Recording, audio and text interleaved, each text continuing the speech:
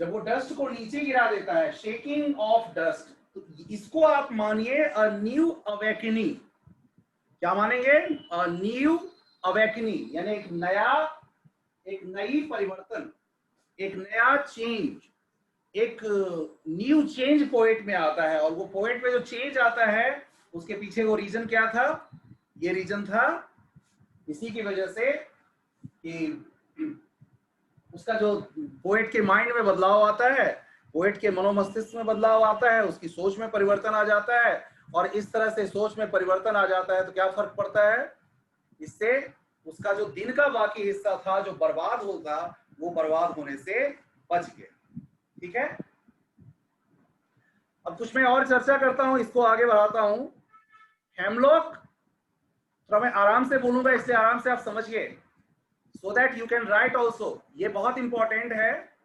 देखिए, the hemlock is a poisonous tree. Hemlock एक poisonous tree है, नो डाउट।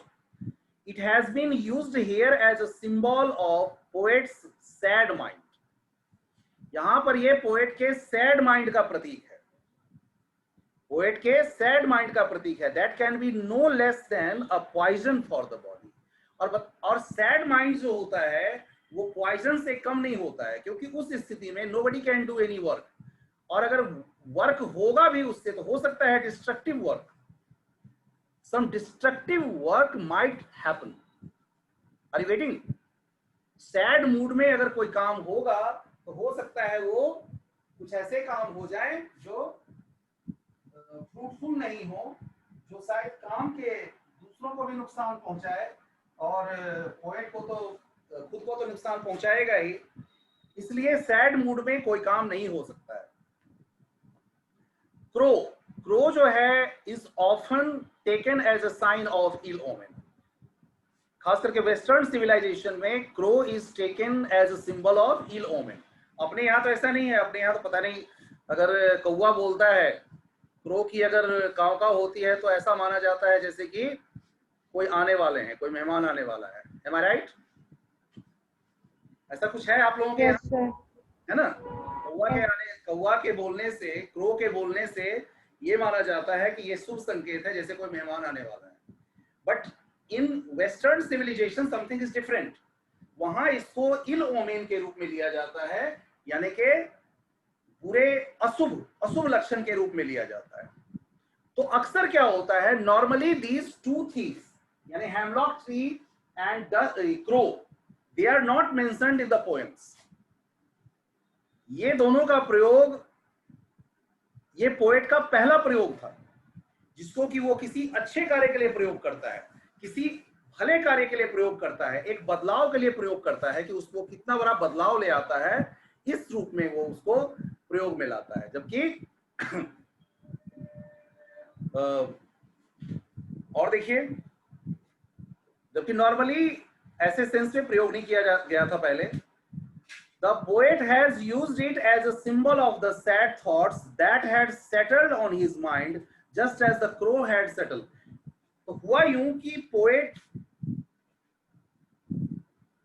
क्रो जैसे बैठता है पेड़ पर, हेमलॉक ट्री पर जब क्रो बैठता है, उसी तरह से ऐसा है कि पोएट के माइंड में सैड थॉट्स बैठ गया है, sad thoughts that had settled on his mind. वो उसके मनोमस्तिष्क में सेटल हो गया है, मनोमस्तिष्क में जाके बैठ गया है, settled on his mind, just as the crow had settled on the. वैसे ही जैसे कि क्रो कहां पर बैठा हुआ है, क्रो कहां पे बैठा हुआ है? हेमलॉक ट्री पे बैठा हुआ है। ठीक है, and the dust of snow that had settled on the body of the crow. और डस्ट ऑफ स्नो जो बॉडी, क्रो के बॉडी पे सेटल हो गया है, जम गया है, बैठ गया है, the dust of snow here is the symbol of inertia that the poets sad thought have brought about in. और ये सैड थॉट्स जो पोएट के मन में आ गया है, इस वजह से क्या हो गया है, वो इनर्सिया की स्थिति में आ गया है, इनर्सिया की स्थिति में आ गया है, and he doesn't want to bring any change in his in that situation. Inertia की वजह से वो परिवर्तन नहीं लाना चाहता है अपने लाइफ में, या कोई खास परिवर्तन नहीं आ पा रहा। Just because of the sad thoughts. ठीक है, अब जब क्रो जो सेक करता है, द क्रोज सेकिंग ऑफ, क्रो जो सेक ऑफ करता है दिस डस्ट, ये जो है is a symbol of the new awakening. ये नए तरह की अवेकनिंग है, ये नई तरह की उसमें जागृति आती है। न्यू अवेकनिंग मतलब नई जागृति आती है पोएट के माइंड में। And it ends all his regret, और उसके सारे पश्चाताप जो हैं वो समाप्त हो जाते हैं, सारे रिग्रेट समाप्त हो जाते हैं। And saves some part of his day from ruining more, और ज्यादा वो दिन बर्बाद नहीं हो जाता, और ज्यादा वो दिन उसका खराब नहीं हो जाता, तो बाकी का हिस्सा वो क्या करता है, बचा लेता है फ्रॉम बीइंग ruined। बाकी का हिस्सा वो ruin होने से बचा लेता है, बाकी का हिस्सा बर्बाद होने से बचा लेता है। और ये है this is actually it ends all his regret and saves his mind from any further dejection. Thus we see कि every word is, अब आप पूरे पूरे अगर पोएम के जितनी बात मैंने अभी बताई है, आप देखेंगे कि every word of the poem is loaded with deep symbolism। हर शब्द अपने आप में एक गहरे सिंबोलिज्म की ओर इशारा करता है, और उसका अपना एक खास सिग्निफिकेंस भी है, खास उसका महत्व भी है। और yesterday I told you about rhyme scheme, so that is AB is the rhyme scheme.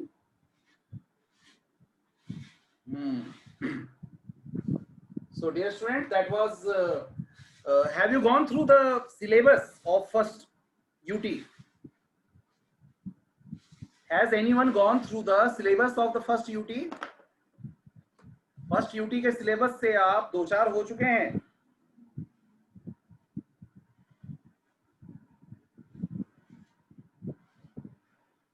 Dear students, yes sir. आप लोग फर्स्ट टर्म का जो यूटी का सिलेबस है, हैव यू गॉन थ्रू? आपने देखा है उसको? Yes sir. How many poems are coming? Yes sir. How many poems are coming?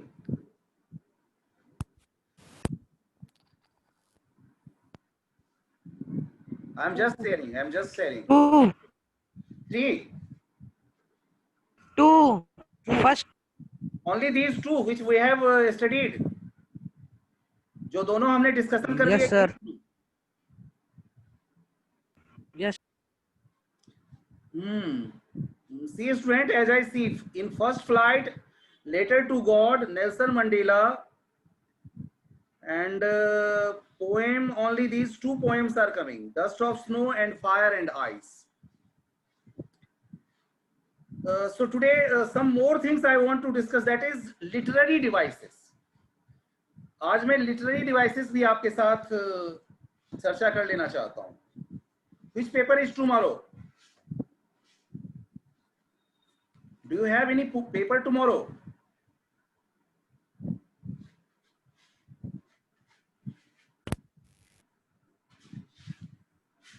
Simile. What is simile? Actually, simile is a comparison between, it is a comparison between, ये comparison है between two objects. Two objects, दो चीजों के बीच, दो objects के बीच comparison है, two objects के बीच comparison होता है, which have however at least one point in common, where at least one point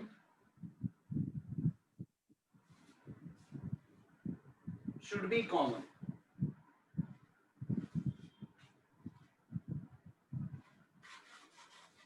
यहां दो कह रहे कि दो कोई पॉइंट कॉमन होना चाहिए, है ना। यूजुअली क्या क्या वर्ड हो सकते हैं, लाइक, एज, सो, ऐसे शब्दों से इसको हम देखते हैं कि अगर ऐसे शब्दों का प्रयोग किया गया है तो it means there can be simile. अब देखिए कैसे, लेकिन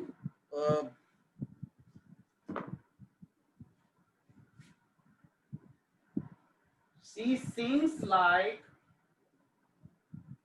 a nightingale. अब कह रहे कैसे कॉमन क्या चीज होगा। एक तो सबसे पहले first of all we find like, सबसे पहले तो हमें दिख रहा है कि लाइक वर्ड है यहाँ पे, लाइक वर्ड से पता चल रहा है कि that can be simile, simile है ये, ठीक है, सिमिली है। दूसरी बात हम खोजेंगे कि क्या दोनों में लाइकनेस किस चीज की है। दोनों में board is clearly visible guys,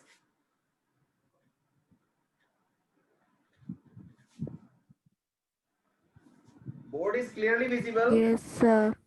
okay, अब देखिए कॉमन क्या है कि उसकी नाइटिंगेल की आवाज में जैसे मधुरता होती है, स्वीटनेस होती है, the same sweetness might be in her voice, ऐसी स्वीटनेस उसके वॉइस में है, ये कॉमन है यहाँ, समझ गए। He is as proud as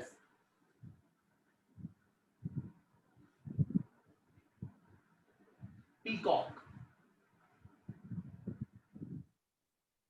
he is as proud as peacock, यानी उसका जो प्राउडनेस, उसकी जो उसके अंदर जो गर्व करने की वो है, वो किससे मिलती जुलती है, पीकॉक से।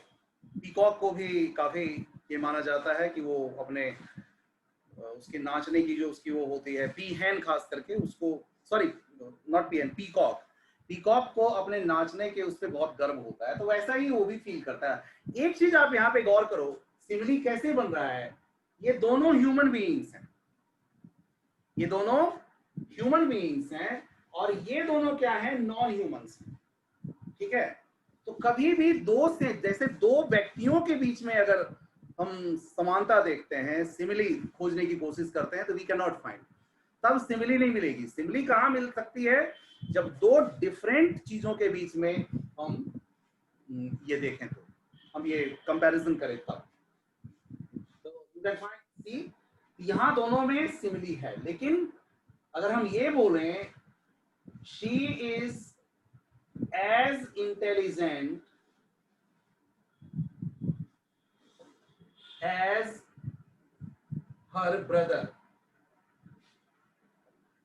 she is as intelligent as her brother, she is as intelligent as her brother। अब यहाँ पे ये भी ह्यूमन है, and her brother is also human being, so we cannot detect simile in this case, no simile, no simile. हम ये नहीं कहेंगे कि यहाँ पे सिमिली का प्रयोग किया गया है। Clear to all of you? Is it clear student? Yes, sir. Yes, sir. वो समान चीजों में कभी भी सिमिली नहीं हम खोज सकते हैं। सिमिली अगर खोजना होगा, सिमिली हमें फाइंड करनी होगी, तो हमें ये चीज देखना पड़ेगा कि वो नॉन सिमिलर चीजें हो। जब तक ये नॉन सिमिलर चीजें नहीं होंगी, यानी कि अलग अलग चीजें नहीं होंगी, तब तक हम उसमें सिमिली नहीं फाइंड कर सकते हैं। Right students? इसी तरह से जैसे एज ब्लैक एज कोल, ऐसे ऐसे बहुत सारे आप पढ़ेंगे। As proud as a peacock हुआ ही, as cunning as a fox, जैसे he is as cunning as a fox, हम कह सकते हैं he is as cunning as a fox.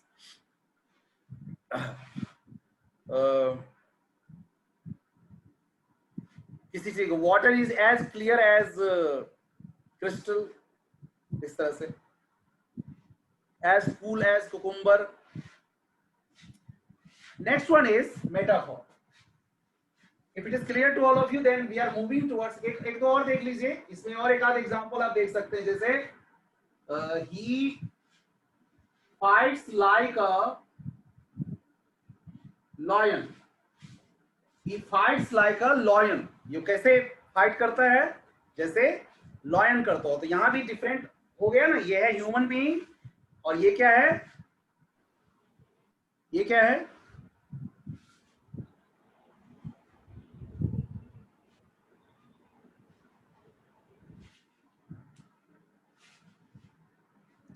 what's happening, some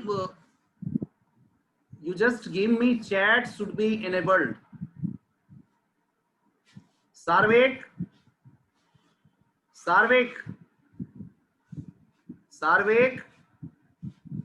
have suggested that Sarvik has become tech savvy these days. So okay, here you can find तो simile इसलिए है कि ही जो है वो ह्यूमन बीइंग है और लॉयन क्या है, नॉन ह्यूमंस है, तो इस वजह से हम ये कह सकते हैं कि सिमिली है यहाँ पे. Second one we are going to talk. मैं यहाँ पे थोड़ा जल्दी बताता हूँ. कारण क्या है बेटा कि ये चीज मैं आपको शेयर कर रखा हूँ. अगर किसी के पास शेयर नहीं होगा तो आप मुझे बताओगे, मैं फिर ये शेयर कर दूंगा, क्योंकि ये सारी चीजें मैं लिखूंगा तो that will take a lot of time. Now see metaphor में क्या होता है कि कंपैरिजन यहां भी होता है. यहां इन दिस केस इस केस में क्या होता है कि it is not said that one thing is like another.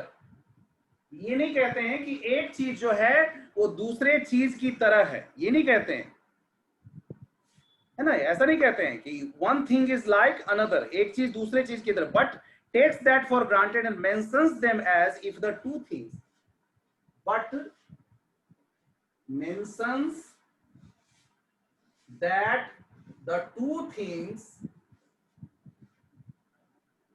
ये ऐसा कहा जाता है, ऐसा दिखाया जाता है, ऐसा बताया जाता है जैसे कि दोनों चीजें, two things were one, perhaps the two things were one, कि शायद वो दोनों चीजें एक ही थी, एक ही है.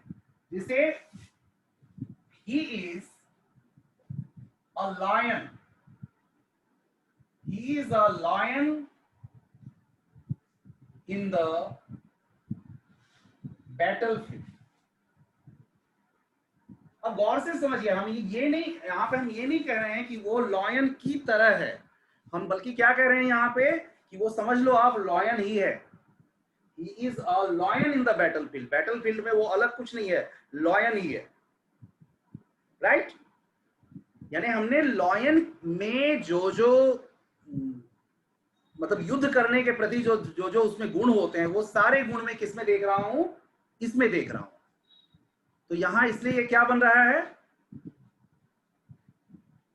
इसमें मेटाफर बन रहा है, नॉट वर्क. जैसे बहुत सारा एग्जांपल है, the camel is the ship of,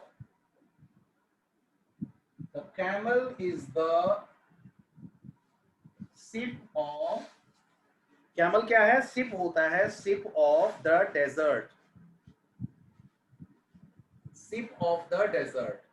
यानी कैमल क्या है, डेजर्ट का, वो वहां शिप की तरह नहीं है. मैं ये नहीं, वी आर नॉट सेइंग कि ही रन्स लाइक या मूव्स लाइक या वॉक्स लाइक शिप, ऐसा नहीं है. शिप ही है वो, समझ लीजिए, वो क्या है, शिप ही है. इसलिए the camel is the ship of the desert. Okay, यहां पर ये मेटाफर हो गया. वैसे ही life is a dream, life is a dream. अब हम लाइफ को क्या कह रहे हैं, लाइफ सपने की तरह नहीं है, life is like a dream नहीं कहा हमने क्या कहा कि life is a dream. Life खुद में एक ड्रीम है, लाइफ खुद में एक सपना है, तो लाइफ इज अ ड्रीम. ये यहां पर मेटाफर का एग्जांपल होता है. Revenge is a kind of wild justice, revenge is a kind of wild justice. बदला लेना, what is the meaning of revenge? Revenge का मतलब बदला लेना. तो रिवेंज अगर कोई लेने के लिए तैयार होता है तो रिवेंज क्या है, वाइल्ड काइंड ऑफ जस्टिस है. That is a wild kind of justice, यानी कि जस्टिस का एक जंगली तरीका है. ठीक है, तो this is also metaphor. So I feel student, अब मैं आपसे एक दो एग्जाम्पल पूछता हूं और आप देखिए, आप समझने की कोशिश कीजिएगा. You will find out. Richard fought like a lion, Richard fought like a lion. अब सोचिए इसमें ये कौन सा है, विवेक, Emily. Vivek is speaking. Okay, और अगर यही हो जाए कि Emily. हाँ ठीक है बेटा, ओके, और अगर यही हो जाए Richard was a lion in the fight, तब क्या हो जाएगा? Metaphor. ठीक है, Metaphor. yes, yes, yes. Now we are moving towards personification.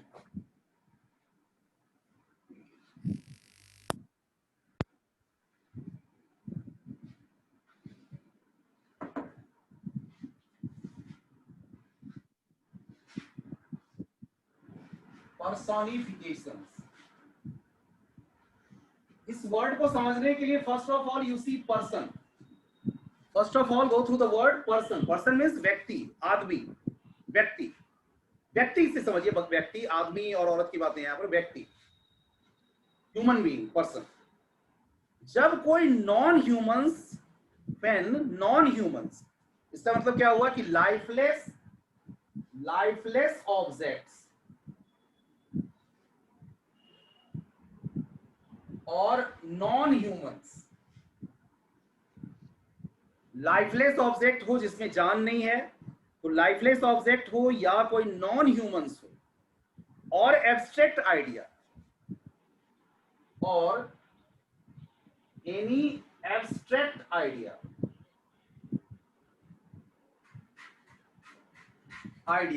अगर इनको दिखाया जाता है ह्यूमन एक्टिविटी करते हुए, अगर स्पेशल तो ये एब्स्ट्रैक्ट आइडिया अगर इन सब को दिखाया जाए, आर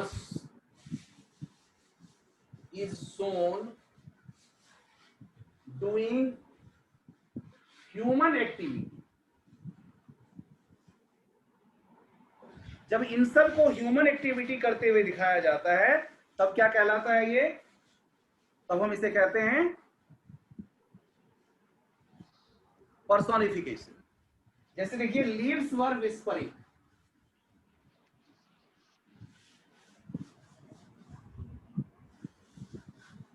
लीव्स वर विस्परिंग, पत्ते आपस में फुसफुसा रहे थे, पत्ते फुसफुसा रहे थे. Flowers were laughing,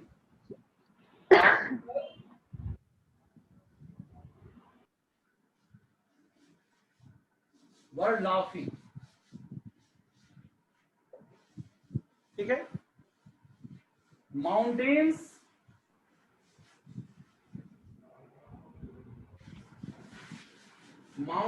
were calling from far. ऐसा लग रहा था जैसे माउंटेन हमें क्या कर रहे थे? बुला रहे थे.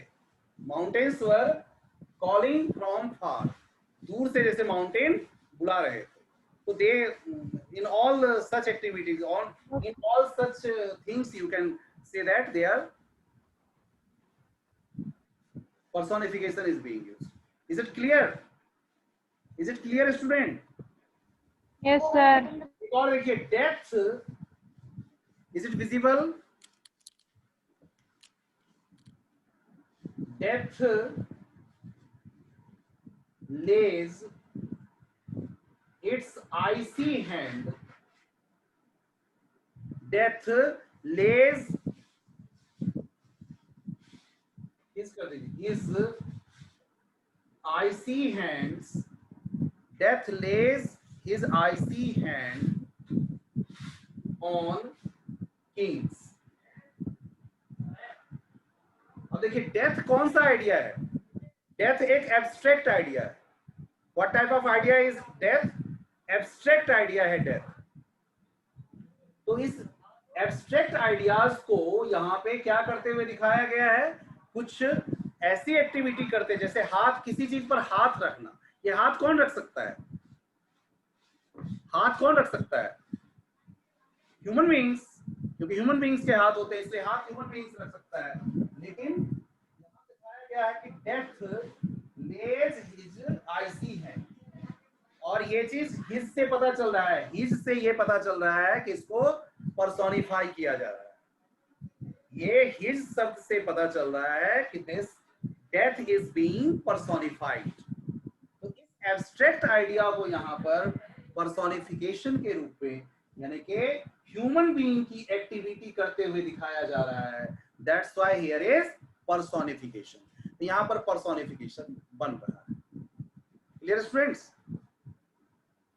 Clear to all of you? Yes, sir. चलिए और आगे बढ़ते हैं। एक मैं और थोड़ा अच्छा सा वो बताता हूं, ऑक्सीमोरॉन। सुना है ये? ऑक्सीमोरॉन सुना है आप लोगों ने?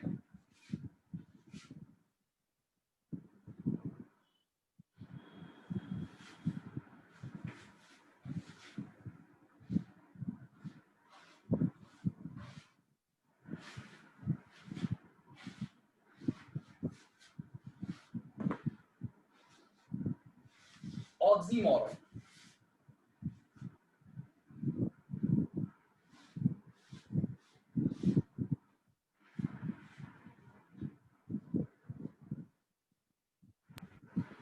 ऑक्सीमोरॉन में क्या होता है कि two opposite ideas are used together. Two opposite ideas are used together. दो ऑपोजिट आइडियाज को, टू ऑपोजिट आइडियाज, दो अलग अलग जो आइडियाज हैं, आर यूज्ड टुगेदर।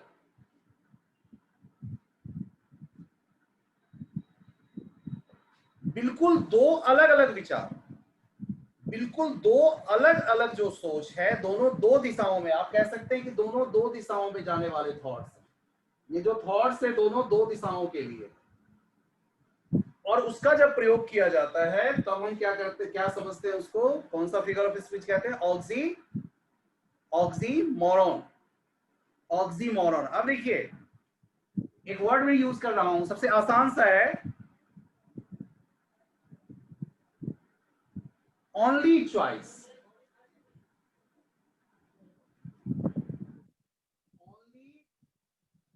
चॉइस। एक तरफ तो कह रहा है चॉइस। देखिए कैसे दोनों विचार अलग अलग हैं, कैसे ये दोनों विचार अलग अलग हैं, इसको समझिए। देखिए एक तरफ तो कह रहा है कि ओनली, यानी एकमात्र, एकमात्र, और फिर दूसरी तरफ कह रहा है चॉइस भी, only choice. What's happening? Sarvik, did you take that time? Some about 40 students were joining. Now I find only 34 students are here. That time did you Yes, take? sir. Screenshot ले लिया था. Okay. Thank you very much. देखिए only choice, एक तरफ तो कह रहे हैं एकमात्र, ओनली, और दूसरी तरफ कह रहे हैं चॉइस भी कह रहे हैं। चॉइस कैसे होगा? एक हो सकता है। जब चॉइस आपको कहा जाएगा तो चॉइस तो एटलीस्ट दो तो होने चाहिए ना, तब आप चूज करोगे ना। Am I right? जब चॉइस करने के लिए दिया जाएगा तो एटलीस्ट कम से कम दो चीज तो हो, तभी चॉइस की जा सकती है ना। But what is said? Only choice, यानी एकमात्र चॉइस। तो ऐसे जो होते हैं उसको कहते हैं, that is called oxymoron. One more, fully empty. Fully empty. एक तरफ हम क्या बोल रहे हैं? फुल्ली यानी भरा हुआ, और दूसरी तरफ कह रहे हैं खाली। लेकिन यहाँ पर फुल्ली का पूरी तरह से खाली, fully empty.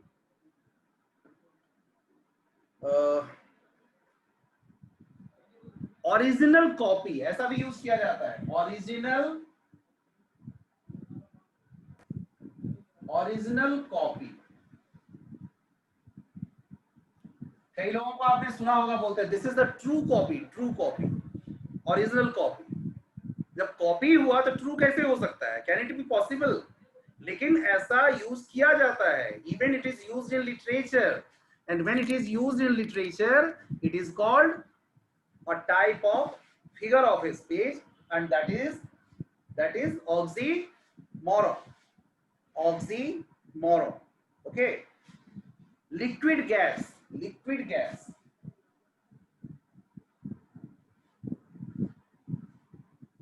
Liquid gas. At one time I am saying liquid and also saying gas, and all time oxymoron. There is